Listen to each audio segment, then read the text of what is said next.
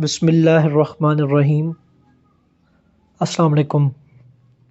تمام تعریفیں اس رب العالمین کے لیے ہیں جو نہایت مہربان اور رحم کرنے والا ہے۔ لاکھوں کروڑوں درود حضرت محمد صلی اللہ علیہ وآلہ وسلم اور ان کی آل پر۔ ناظرین، آپ دیکھ رہے ہیں ڈاکٹر اسامہ کے ساتھ۔ آج اس ویڈیو میں ہم پاکستان کے معاشی حالات پہ تبصرہ کریں گے۔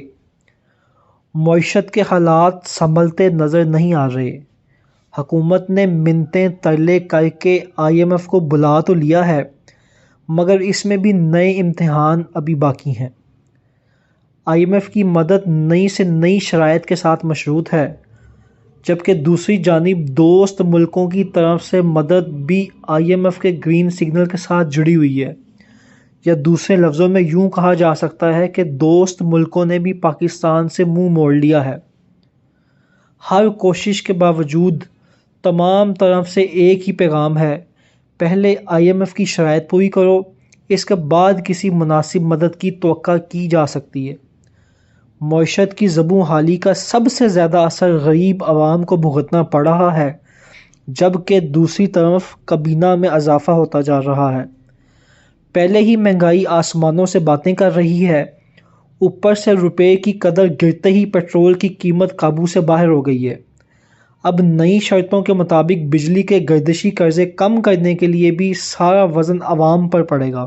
ایک بار پھر بجلی مہنگی ہوگی۔ گیس اور بجلی کی قیمت کو ملا کر عوام کے گھروں میں چولہے ٹھنڈے ہی رہیں گے۔ تیل کی قیمتوں کی وجہ سے سفر کرنا پہلے ہی مشکل ہو گیا ہے۔ سوال یہ ہے کہ عوام کب تک یہ بوجھ برداشت کرے گی؟ اس وقت جب کہ عوام کو توانائی میسر نہیں، مگر سرمایہ داروں کو بدستور سستی اور فوری انرجی مل جاتی ہے۔ درآمدات اور برآمدات میں عدم توازن ملک میں معاشی بحران کی ایک بنیادی وجہ ہے۔ حکومت کا کام پالیسی سازی کے ساتھ ساتھ ٹیکس کو بڑھانا اور یہ ممکن بنانا ہے کہ ٹیکسوں کا بوجھ غریبوں کی بجائے امیروں پر پڑے۔ پاکستان میں ٹیکس یا بالواسطہ صارف سے اکٹھا کیا جاتا ہے یا پھر تنخواہ داروں کی آمدنی سے کاٹ لیا جاتا ہے۔ ملک کی معیشت کا ایک بڑا حصہ ٹیکس کی حدود سے باہر رہتا ہے۔ جو ٹیکس دیتا بھی ہے، ان کے پاس بچنے کے ہزار راستے ہیں۔ دوسری طرف ٹیکس خرچ کرنے کا موقع آئے تو حکومت کو اپنے آپ پر خرچ کے علاوہ کوئی نظر نہیں آتا۔ ایسی حکومت کو چلانے پر اربوں نہیں کھربوں روپے خرچ ہو رہے ہیں، جو امن و امان نہیں قائم رکھ سکتی، قدرتی آفات کا مقابلہ نہیں کر سکتی، جو قیمتوں کو کنٹرول نہیں کر سکتی اور اپنے اندر سے کرپشن ختم نہیں کر سکتی، جو عوام کے لیے باعث رحمت نہیں بلکہ باعث زحمت ہیں۔ ملک کی یہ اشرافیہ جو سیاستدانوں، سرمایہ داروں اور سرکاری اداروں پر مشتمل ہے، کی تعداد شاید ملک کی آبادی کے 1% سے بھی زیادہ نہ ہو۔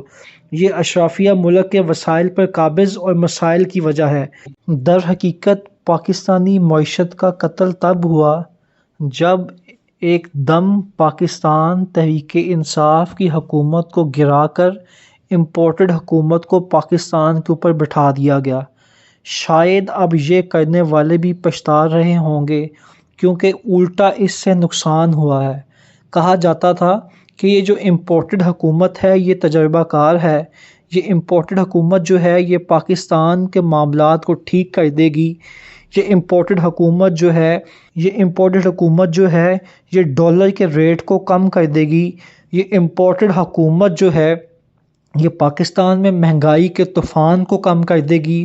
اپوزیشن کے احتجاج کے ساتھ ساتھ کچھ پاکستان کے معزز صحافی جو تھے وہ بھی پٹرول کے 160 روپے ہونے پر احتجاج کر رہے تھے اور بار بار میڈیا چینلز پہ آ کے مہنگائی کا رونا روتے تھے۔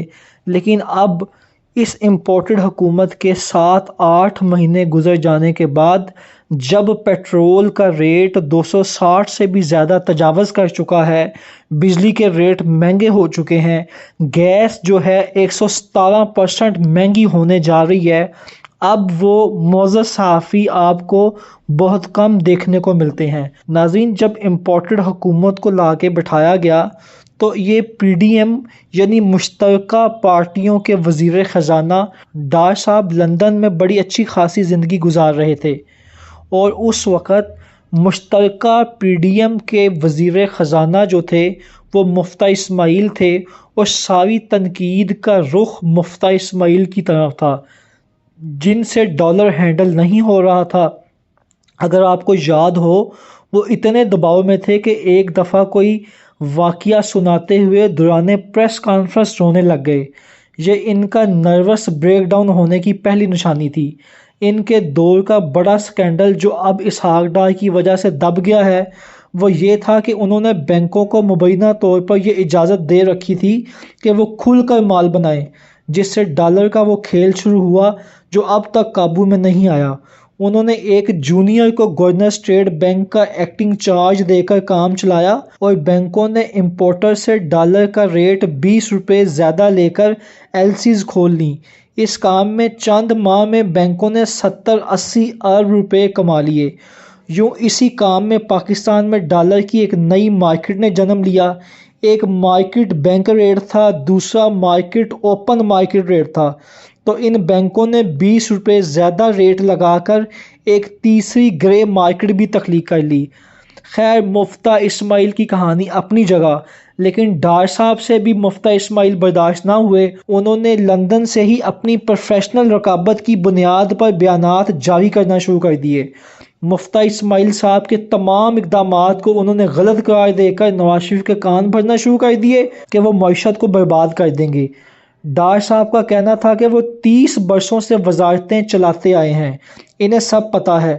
اگر یاد ہو تو ڈار صاحب کو حفیظ پاشا اور سرتاج عزیز سے بھی یہی مسائل تھے، اور آخر میں انہیں ہٹا کر ہی دم لیا تھا۔ اسحاق ڈار کو دیگر پارٹی اراکین پر جو برتری حاصل ہے وہ ان کا نواز شریف کا سمدی ہونا ہے۔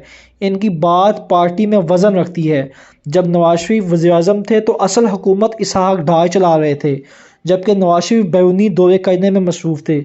ڈار صاحب کا خیال تھا کہ مشکلیں انہوں نے دیکھی ہیں اور وزارت خزانہ کے مزے اب مفتیٰ اسماعیل اور ان کے یار دوست لوٹ رہے ہیں، لہٰذا مفتیٰ صاحب کو ہٹا کر انہوں نے خود ان کی جگہ لے لی۔ اگر پاکستان مسلم لیگ نون کے دور حکومت میں ڈار صاحب کی کارکردگی دیکھی جائے تو ان کے پاس ایک ہی حل تھا، جہاں سے قرضہ ملتا ہے لے لو، کتنا مہنگا ملتا ہے اس کی پرواہ نہیں۔ انہوں نے تاریخ کے مہنگے ترین بانڈز اس وقت مارکیٹ میں فلوٹ کر دیے جب دنیا کا کوئی ملک اس ریٹ پر لینے کو تیار نہ تھا۔ قرض 8.25% شرح سود پر لیا گیا۔ اب کی دفعہ وزارت سنبھالتے ہی پھر فیصلہ کیا گیا کہ ملک کی ساکھ چیک کر لی جائے۔ مفتیٰ اسماعیل جو آئی ایم ایف کے ساتھ مذاکرات تقریباً فائنل سٹیج پر لے آئے تھے، انہیں ڈار صاحب نے بریک لگا دی۔ انہوں نے کہا کہ مفتیٰ کو غلط ثابت کرنا ہے اور آئی ایم ایف پروگرام کے بغیر ہی ملکی حالات ٹھیک کرنے ہیں، لہٰذا جو کام پچھلے سال وزارت سنبھالتے ہی کرنے تھے تاکہ آئی ایم ایف اپنی قسط ریلیز کرتا، انہوں نے نہیں کیے۔ ان کا خیال تھا کہ آنے والے دنوں میں وہ سعودی عرب، چین، متحدہ عرب امارات سے 5-6 ارب ڈالر مانگ کر ریزرو کو اوپر لے جائیں گے، ڈالر مستحکم ہو جائے گا اور انہیں بجلی، گیس اور پٹرول کی قیمتیں بڑھانے کی ضرورت نہیں پڑے گی۔ تاہم جب سعودی عرب اور دیگر ملکوں کے پاس گئے تو ان سب نے ہاتھ کھڑے کر دیے۔ در حقیقت دوست ممالک اس وقت کے وزیر خزانہ اسحاق ڈار اور پاکستان کے وزیر اعظم شہباز شریف پر اعتماد کرنے سے کترا رہے تھے، اور یہی وجہ بنی کہ انہوں نے پاکستان کی مدد سے انکار کر دیا۔ جنوری میں انکار کے بعد ڈار صاحب دوبارہ آئی ایم ایف کے پاس گئے کیونکہ ریزرو مسلسل گر رہے تھے۔ جو ڈالر ڈار صاحب نے 200 روپے سے نیچے لانا تھا وہ 350 روپے تک پہنچ گیا۔ دوائیاں تک منگوانے کے ڈالر نہیں تھے۔ اگر ڈار صاحب اس وقت رقابت کا شکار نہ ہوتے یا ان پر مفتیٰ اسماعیل کی پالیسیوں کو غلط ثابت کرنے کا جنون طاری نہ ہوتا تو سب کام ستمبر میں ہو چکے ہوتے، آئی ایم ایف سے بھی قسط مل جاتی اور دوست ممالک بھی 6-7 ارب ڈالر دے دیتے۔ نہ صرف ریزرو بہتر ہوتے بلکہ ڈالر اوپر جانے کی بجائے نیچے آتا اور مارکیٹ میں پینک نہ ہوتا، لیکن ڈار صاحب کی ضد ان کے آڑے آ گئی۔ اب جب دوست ممالک کا چکر لگا لیا اور سب نے کہا کہ بھائی ڈالر اس وقت ملیں گے جب آئی ایم ایف کلیئرنس دے گا، تو ڈار صاحب دوبارہ اسی پالیسی پر واپس آ گئے۔ اس دوران ڈالر نے جو تباہی مچائی، روپیہ کوڑا ہو گیا، معیشت مزید نیچے گر گئی، مہنگائی نے لوگوں کا حشر نشر کر دیا۔ اس کی ڈار صاحب کو نہ فکر ہے نہ ان کی یہ ترجیح ہے۔ ہاں، اس دوران ڈار صاحب نے اپنی ذاتی اکانومی ضرور ٹھیک کر لی، اپنا لاہور والا گھر نیب سے بازیاب کرا لیا، بینک میں جو 50 کروڑ روپے نیب نے فریز کر رکھے تھے وہ ریلیز کرا لیے، منی لانڈرنگ کا مقدمہ واپس ہو گیا، سینٹ کی نشست کا حلف اٹھا لیا، ملک کے وزیر خزانہ بھی بن گئے، مفتیٰ اسماعیل سے بدلہ بھی لے لیا۔ انہیں اور کیا چاہیے تھا؟ اب 170 ارب روپے ٹیکس کا بوجھ عوام اٹھائیں گے۔ پہلے 2014 میں ساکھ چیک کرتے کرتے قوم کو اربوں کا ٹیکہ لگا بیٹھے تھے، اب 2023 میں بھی دوبارہ اپنی ساکھ چیک کرتے کرتے 170 ارب کا نیا ٹیکہ لگا بیٹھے ہیں۔ پاکستان اس وقت بدترین حالات سے گزر رہا ہے، لوگ مہنگائی کی وجہ سے بہت زیادہ پریشان ہیں، اور مہنگائی دن بدن اور بڑھتی جا رہی ہے۔ کبھی پیٹرول کے ریٹ بڑھ جاتے ہیں، کبھی گیس کے ریٹس میں اضافہ کر دیا جاتا ہے۔ اس مہنگائی کے ذمہ دار کون ہیں؟ ناظرین جی، آپ میری ویڈیو میں کمنٹ کر کے بتائیں، میری ویڈیوز کو لائک کریں، میری ویڈیوز کو شیئر کریں، میرے چینل کو بھی سبسکرائب کریں۔ اللہ تعالیٰ آپ سب کا حامی و ناصر۔ پاکستان زندہ باد۔